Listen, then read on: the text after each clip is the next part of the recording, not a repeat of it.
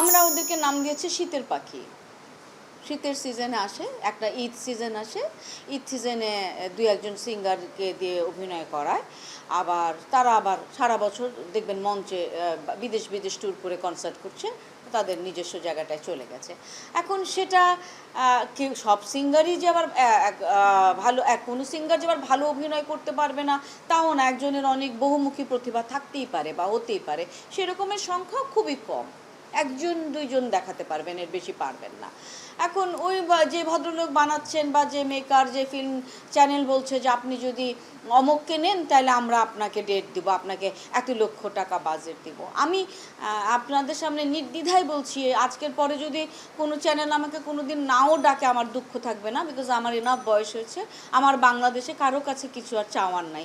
আমার যেটুকু পরিচিতি, আমার যেটুকু প্রাপ্য, সেটা আমি 18-19 বছরেই পেয়ে গেছি বাংলাদেশ থেকে।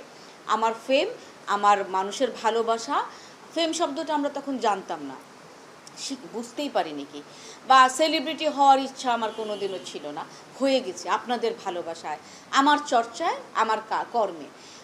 তো আমি একটা কথা বলতে চাই, যেদিন টেলিভিশন চ্যানেলের কর্তৃপক্ষরা এই জাতীয় কথাগুলি মেকারদেরকে না বলবেন, এই জাতীয় কথাগুলি প্রডিউসার ডিরেক্টরদেরকে না বলবেন যে অমুককে নেন তাহলে আমরা আপনাকে এত টাকা বাজেট দিব বা অত টাকা, কারণ তাদের নাটক ভাইরাল হতে হবে, সেদিন আবার বাংলাদেশে শিল্প ফেরত আসবে।